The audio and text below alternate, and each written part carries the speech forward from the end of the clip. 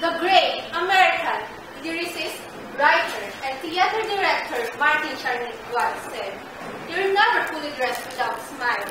A smile is the prettiest thing you can ever wear, and it will surely make you more attractive." Really?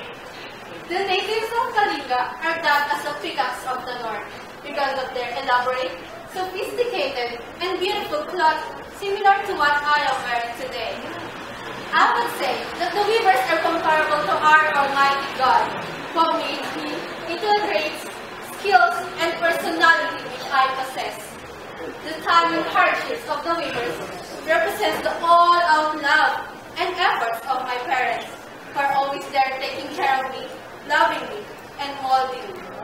The process of weaving the kain is like the journey of my life. It was never that easy, but each strand was weaved perfectly to fit me. The materials needed are like important people in my life. Missing even a piece of material could ruin the beauty of them. Kalinga textiles are characterized by the many red stripes and motifs of geometric patterns, as well as nature symbols interlaced with white, yellow, and black fibers. We, humans, are rational beings, and we all face problems and blessings, sadness and happiness, and also failures and successes.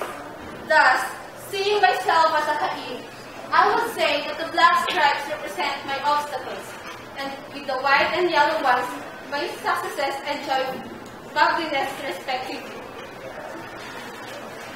Moreover, the white color represents the clouds, and the red ones the ground. Which reminds me that I am a human, balanced with good and bad. That I should keep my feet on the ground and my head in the clouds. And lastly, that I should always remember that to respect and love other people. Furthermore, yellow and these hand-beaded shells make sounds when walking. The sound it makes describes my interest in music.